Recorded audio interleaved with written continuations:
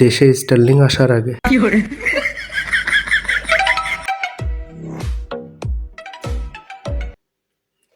Hello. হ্যাঁ, ওর router বন্ধ করে আবার অন করে। না না না, লোক নেই এখন, সময় হবে না, 2 দিন অপেক্ষা করেন, লোক পাঠাচ্ছি। এই মাসে টাকা না দিয়ে বলে লাইন কেটে দেবো।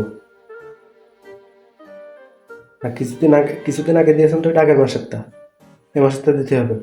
আমরা অগ্রিম রানিং মাসে নিয়ে নিই। লাইন ঠিক আছে, লাইনের সমস্যা নেই, আপনার রাউটারের সমস্যা মনে হয়। দেশে স্টার্লিং আসার পরে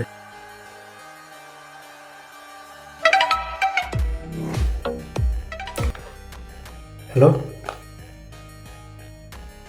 না না না ভাই, এখনই আসছে, ঠিক আছে ঠিক আছে, লোক পাঠিয়ে দিয়েছি, নাহলে আমি এখনই আসছি, দাঁড়া।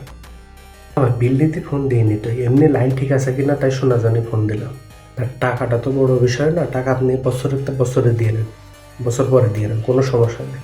এরকম করেন কেন ভাই? আপনারা লাইন না নিলে আমরা কি করে চলবো? আমাদের সংসার আছে, আমার ছোটো ছোটো দুটো বাচ্চা।